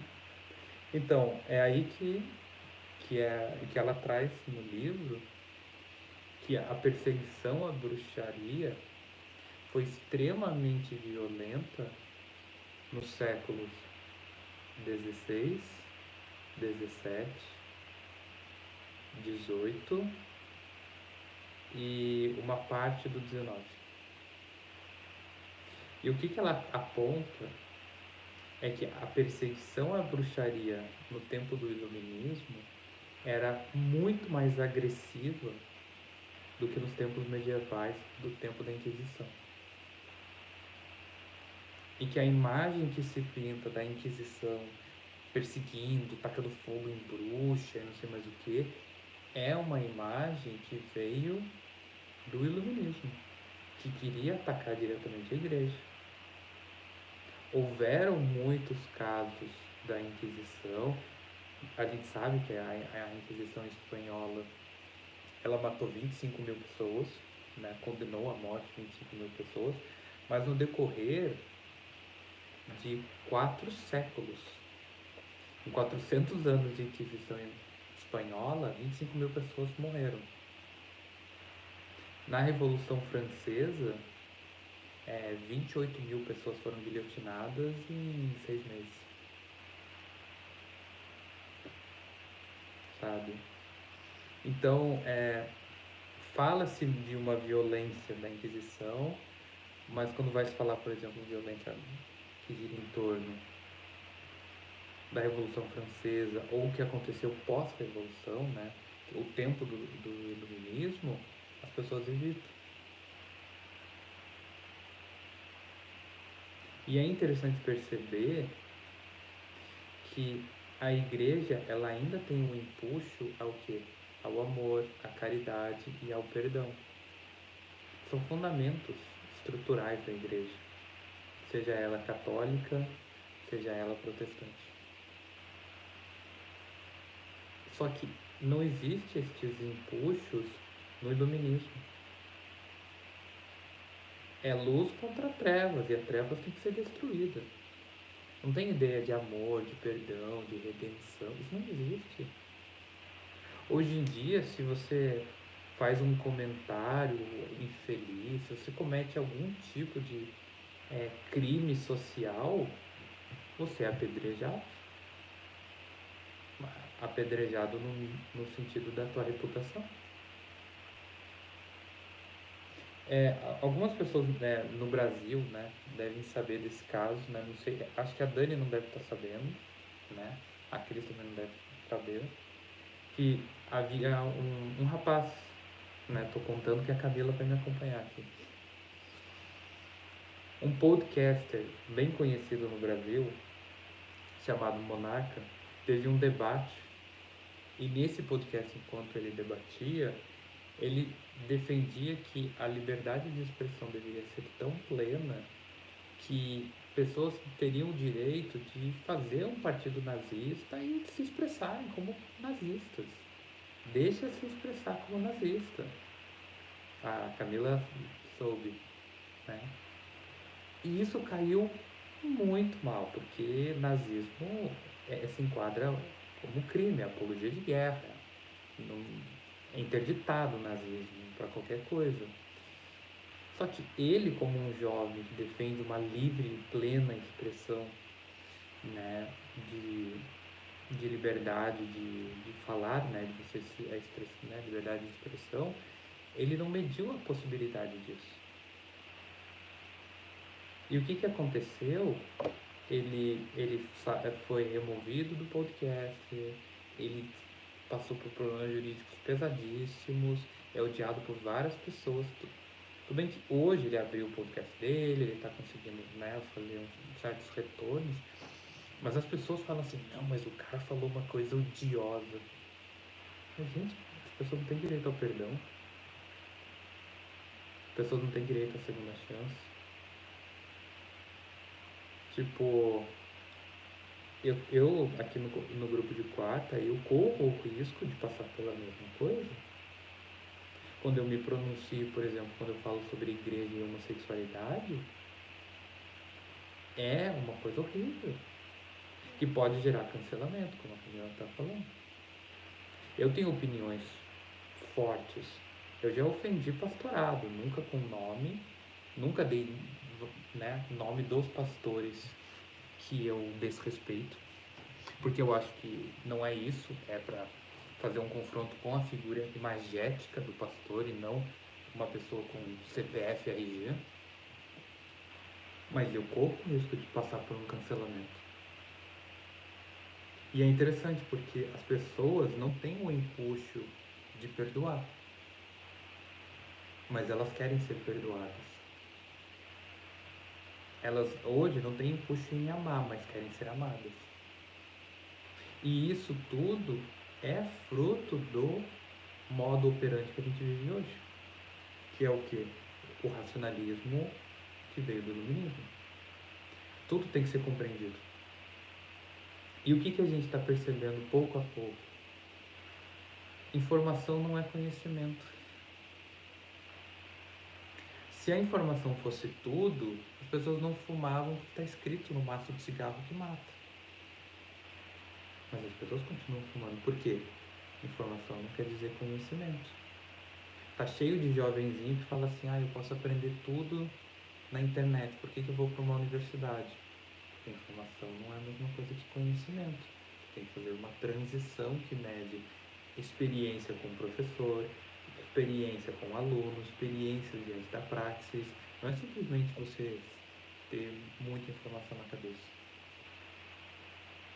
As pessoas estão vindo numa posição muito agressiva para a vida. E como a própria Camila digitou, foi o pior cancelamento que ela testemunhou na internet. E eu particularmente acho que foi um dos piores cancelamentos. Na internet as pessoas matam a reputação umas das outras. Elas não querem saber de nada, elas matam. E aí o que acontece? Não tem expressão, as pessoas não falam, as pessoas não discutem. Sabe? Eu acho que as pessoas têm que responder pelo que elas falam, mas assim, as coisas, elas têm data de validade. Coisas que eu falei lá no começo do grupo de quarto, em 2018, provavelmente muita coisa eu mudei. A teologia ficou mais refinada, meus pontos evoluíram, coisas se transformaram. E aí? Né? Tem muita coisa que prescreveu. Opiniões prescrevem, mas as pessoas não têm esse empuxo.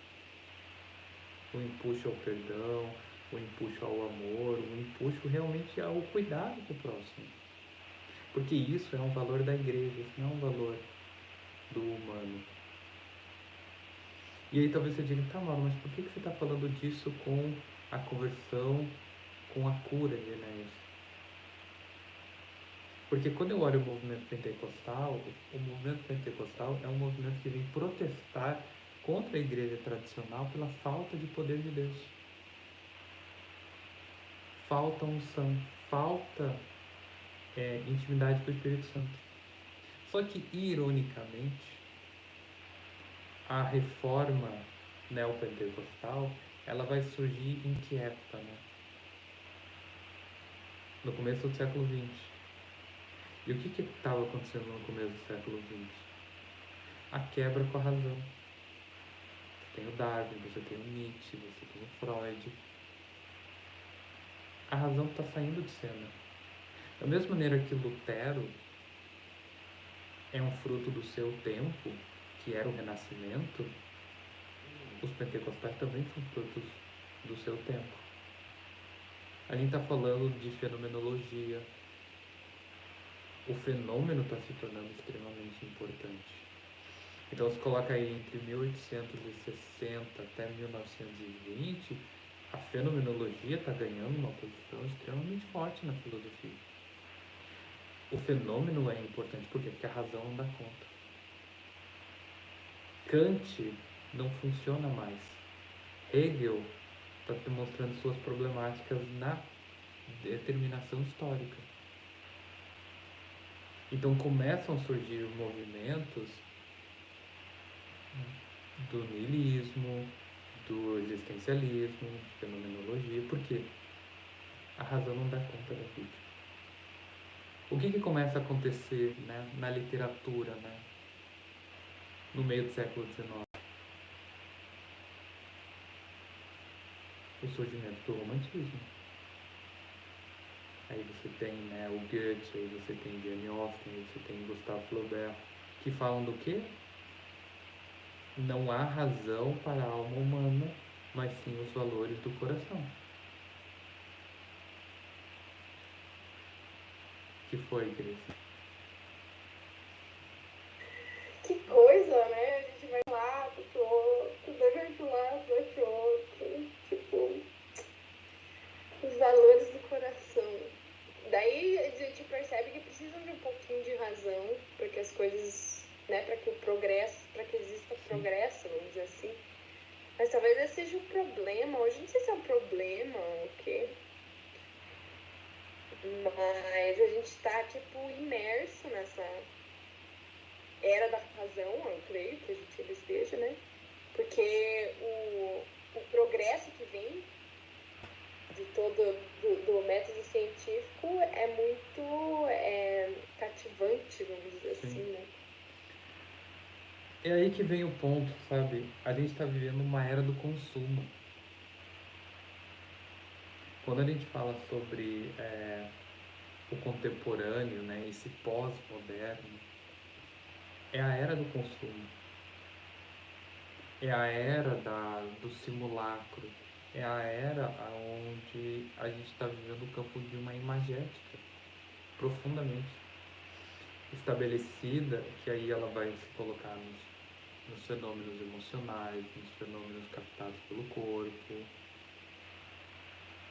Tudo isso se maximiza no núcleo que é o consumo. É entretenimento, você consome experiência, você é alimento, é bebida, é viagem.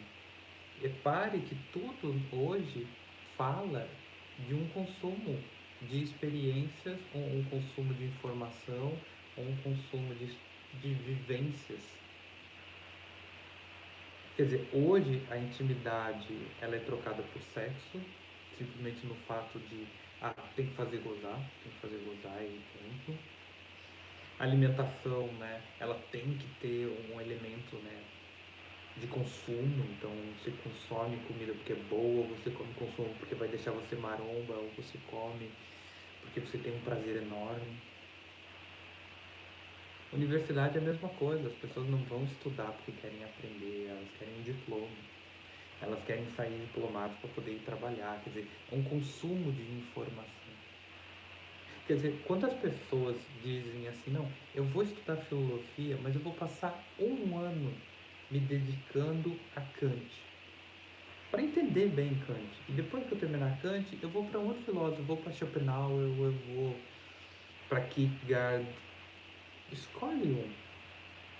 As pessoas não fazem isso. É um consumo atrás de consumo, atrás. A gente está vivendo a era do consumo. E a igreja está oferecendo consumo. E isso é uma coisa que requer um novo protesto, né? Uma nova revolução cultural. Que foi o que aconteceu lá com os pentecostais. Cadê o poder de Deus? E aí o vídeo, né, que a Cris me mandou, né, sobre a questão, né, a questão da a oração, né, para ser para encontrar o abençoado, né, e a abençoada. E o jogo pejorativo que era dito, eu ponho a foto, e aí se a foto cair de um jeito assim, qualquer outro jeito é um não. Mas não percebe que esse sincretismo nasce no próprio pastoreio que está querendo ridicularizar aquilo que está fazendo. Ele é a própria fonte daquilo. Só que ele não percebe. Diga, Cris. Porque é importante mencionar o que é dito antes, né? De que o que foi colocado é que muitas vezes a gente quer manipular a voz de Deus para que a voz de Deus diga pra gente o que a gente quer ouvir. E o exemplo que foi dado foi o fato de, tipo, você sabe que essa pessoa não é para você, mas aí você fica fazendo esses joguinhos para tentar legitimizar o fato de que você quer estar com essa pessoa, mas não é a vontade de Deus, né, para estar com essa pessoa. E só o fato de você usar a vontade de Deus para você estar com essa pessoa, a maneira pelo qual geralmente a gente é ensinado a descobrir a vontade de Deus nesses casos, são coisas assim. São sinais, são... Sim. Porque como você vai saber que é para você estar com essa pessoa, a não ser que você conheça a pessoa, a não ser que você tenha, sabe, um relacionamento maduro com a pessoa, para saber se é alguém com quem Deus gostaria que você estivesse, né? Então, se você não pega esse caminho, você tem que tomar o caminho da magia, porque não mais você vai fazer.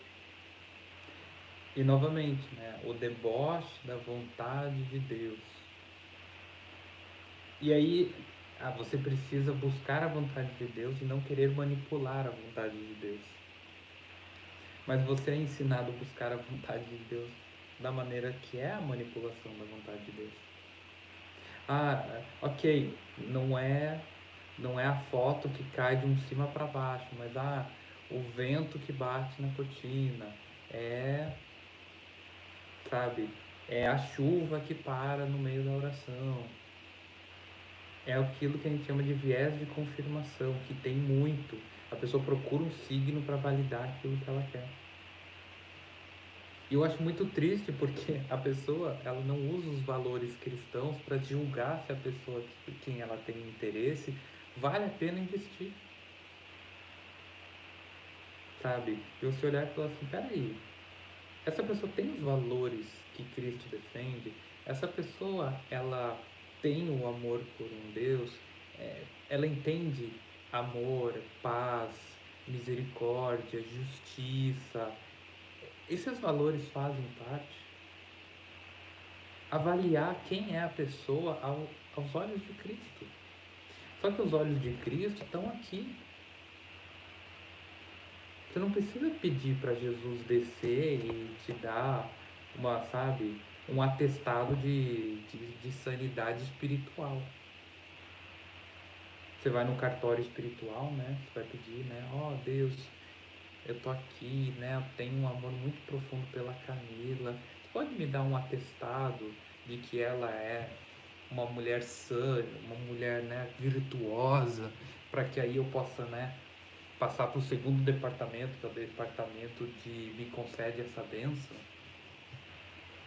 E aí, né, eu vou lá e oro, e aí eu recebo a procuração de Deus, dizendo, não, ó, é santa, pode passar pro ato 2, né, que é a oração de posse. E aí vai lá e fala, Deus, me dá Camilo, me dá Camilo, me dá Camilo. E aí eu vou lá e chego e falo, ai Camilo, eu passei pelos 2 departamentos, eu preenchi o formulário BD5 e eu passei pro segundo formulário, né, o RT 32, e eu fui aprovado nos 2 e é pra gente ficar junto. E aí a Camila, eu não te conheço, rapaz. Eu nem sei quem é você. E eu já ouvi mulheres falando assim, olha, mas eu não te conheço. Mas não no sentido de tipo, ai, eu não te conheço, ai, sai daqui. Não, é do tipo, cara, eu não sei quem é você. Eu preciso passar tempo com você. E aí o cara, ai, levei o pé na puta, meu Deus, todo o formulário não serviu pra nada. E aí você fala assim, peraí, cara, como assim? O que tá acontecendo? Isso é ensinado. Você é ensinado na igreja a orar, até Deus validar que é para você estar com a pessoa, para daí você ir conversar com a pessoa. Eu aprendi assim, e eu sei que muitas de vocês aprenderam assim. Ah, mas você já orou? Ah, mas Deus confirmou? Como que Deus confirmou? Tipo,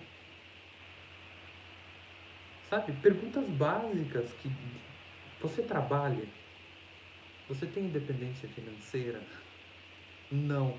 Então isso já coloca muitas dúvidas, porque Deus é pai. E como um pai, ele quer que você encontre alguém que seja um bom parceiro. Sabe? Então essa complexidade é introduzida porque não dá conta do simples. E aí sabe o que mais me dói, Cris? É que isso se torna o poder de Deus. O poder de Deus que revela o teu namorado. O poder de Deus que te dá uma chuva de bênçãos. O poder de Deus que onde você põe o pé, né, você vai frutificar. Só que não acontece isso na realidade. E aí o que acontece? Vira um misticismo. Porque você não sabe quando acontece, você não sabe por que acontece. E de repente você vai ler que Pedro olha e fala, levanta, Cristo te curou, e ele levanta, e as pessoas se convertem. É o que eu tento falar aqui no grupo. É o real de Deus. A pregação tem que falar do real de Deus. A gente tem que levar as pessoas a ter um encontro com o real de Deus. Seja por meio do poder de cura, seja pelo poder do raciocínio, mas você tem que conduzir a pessoa a ter uma experiência real com Deus. E naquele vídeo que a Cris me mandou, não tinha nenhum apelo a uma experiência real com Deus. Era o ridicularizar de um misticismo, sendo que foi defendido um outro misticismo, a vontade de Deus. Só esse termo ele já denuncia que a gente está no caminho errado. Como é que você tem acesso à vontade de Deus? Tenta me responder qual que é a tua vontade. Você consegue dizer, Camila, qual que são as tuas vontades? Sobre, por exemplo, o matrimônio, você vai dizer assim, cara, são contraditórias. Eu quero um homem valoroso, mas de preferência quero um cara gostoso. Peraí, isso aí vai ser difícil achar. É normal, faz parte. E qual que é a vontade de Deus? Novamente, aí você cai no idealismo, no perfeccionismo de uma mensagem divina que é plena, pura e perfeita, santa, imaculada, só que você não é. Você não é. Então a gente perdeu a esfera do poder de Deus. E a gente trocou por misticismo. Porque lembra que lá do Simão o Mago, que eu estava explicando a diferença da magia para a oração? A oração reconhece a impotência. Ai, ai. Alguém pode conferir se, né? Aqui diz que o YouTube voltou, mas ele deu uma travada. Hoje tá difícil. Tá difícil. Mas, né, vamos continuar um pouco mais.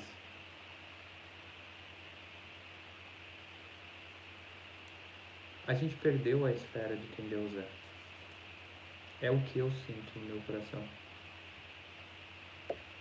A gente, como igreja, perdeu um contato com o real de Deus, com o poder de Deus, com as ações miraculosas de Deus. Porque a gente tem muita razão, e tem muita cabeça, e tem muito intelecto. E aí a gente perde as experiências espirituais, as experiências de conviver com Deus da mesma maneira que eu convivo com vocês. Que eu passo tempo com vocês, que eu sinto saudades de estar na presença de vocês, que eu conto os momentos para estar com vocês. Para mim é um privilégio estar aqui com vocês. É tão bom saber, né, na terça que eu vou poder conversar com a Cris. É tão bom saber que sexta-feira eu converso com a Camila. É tão bom saber que na terça eu encontro a Dani. E é tão bom saber que quarta-feira a gente se reúne todo mundo juntos para tentar entender mais de Deus, para a gente se identificar como corpo. E sabe, eu não sou uma pessoa perfeita, eu estou muito longe disso. Eu tenho as minhas dificuldades, eu tenho as minhas complicações, assim como vocês. Mas sabe, eu coloquei no fundo do meu computador uma imagem que se chama o Insólito Ponto Azul. Não sei se vocês já ouviram falar dessa imagem. A Cris já ouviu. Ela é uma foto que foi tirada por um satélite quando o satélite estava em Saturno. Ele estava passando por, né? Estava indo em Saturno e ele tira uma foto do planeta Terra. E aí você tem um pontinho azul na imensidão vazio e lá é o planeta Terra.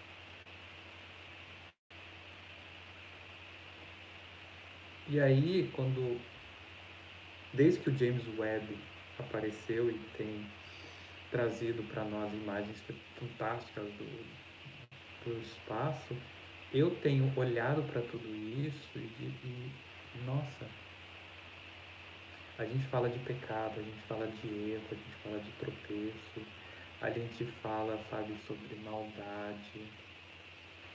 O que é tudo isso comparado à grandiosidade do universo?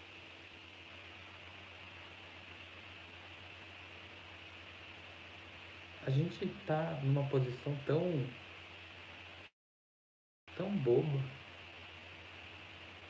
em se apegar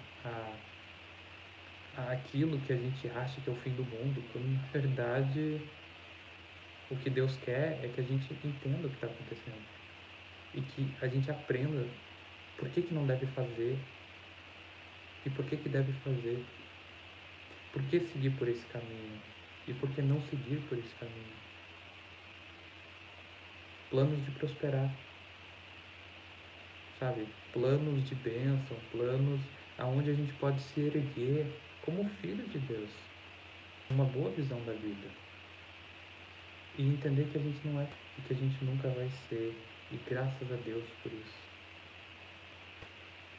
É tão transformador olhar para Paulo e pensar, ele tinha espinhos na carne, ele tinha dificuldade, ele tinha problemas, mas o coração dele queria estar com Deus.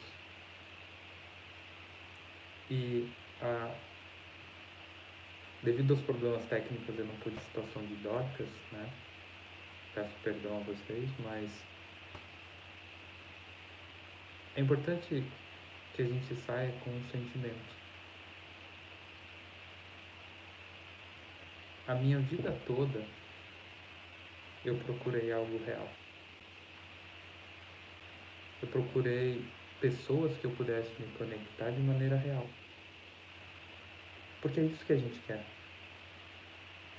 É por isso que a família é tão poderosa, porque ela tem muito real. Ela tem uma espécie de um real que é sangue, biologia, que a gente sente um vínculo muito poderoso. A gente procura coisas reais e eu encontro o poder de Deus em vocês. Eu encontro a manifestação do Espírito Santo em vocês. E para mim é um privilégio imenso estar aqui. E poder prosear aqui, falar as coisas que eu estudo, que eu penso, para tentar trazer algo de bom para vocês, é por entender que o poder de Deus ele se manifesta entre nós. Ah, mas cadê as curas? Cadê os milagres? Para mim é um milagre a gente ser uma família. É um milagre enquanto tantas pessoas estão se matando, a gente está reunido aqui. Para mim, quando eu olho para minha vida com a Dani, é um milagre tudo que se passou. Sabe? Mesma coisa vale para Cris, vale para Camila, vale para Gabi, vale para todas as pessoas que já passaram no grupo. tanto para o bem quanto para o mal. Tanto pessoas que alcançaram conquistas e pessoas que caíram. Deus quer que a gente faça o quê? Que a gente levante, tome a nossa maca e caminhe. Levanta, continua. Que a nossa oração seja: Deus, não permita eu ficar longe do Senhor. Só isso. Eu não dou conta de ficar perto de você. Eu sou pecador, eu sou uma pessoa que é orgulhoso, que é arrogante, que tem maus olhos, mas não me permita estar longe do Senhor. Cura meu coração, me dá um puxo para te buscar. Eu não quero ficar sem você. Essa é a oração que eu peço a Deus por vocês, por mim e por aqueles que a gente ama. Porque isso para mim já é muito poderoso. É claro que ressuscitar alguém é maravilhoso, incrível. Mas você não desviar de Deus quando você é atacado e odiado por todos, para mim é um milagre tão grande quanto. Se manter puro num mundo onde pureza é estupidez, para mim é muito poder.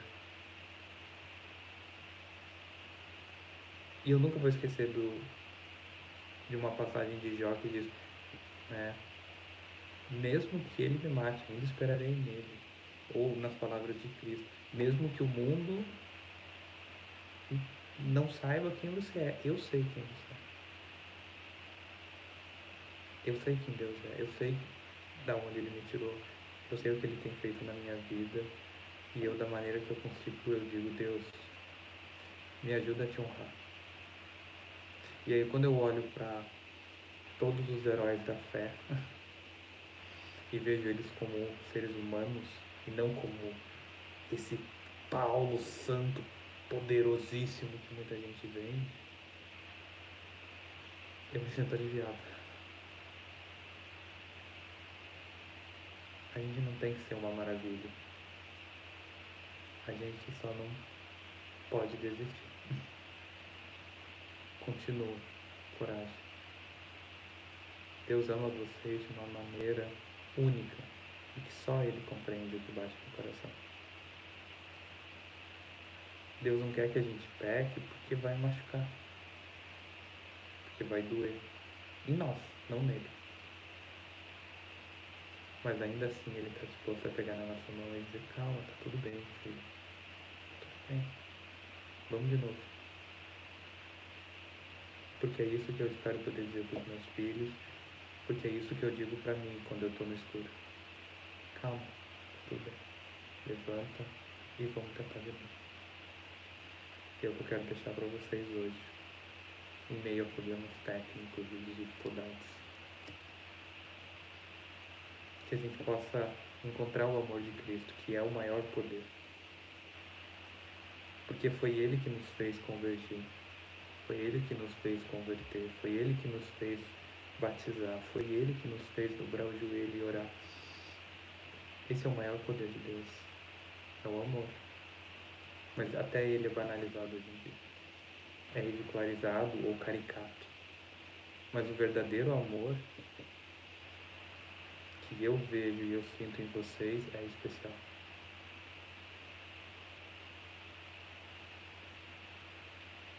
Eu não trocaria vocês por nada. Vocês são família pra mim. E eu amo vocês. É isso, gente. Agradeço, por quem aguentou no YouTube. Peço perdão pelos vacilos. E a gente se vê semana que vem para falar de Dorcas e Cornélio. Obrigado por tudo, gente. Como é que termina aqui? O celular é novo, né? Aqui.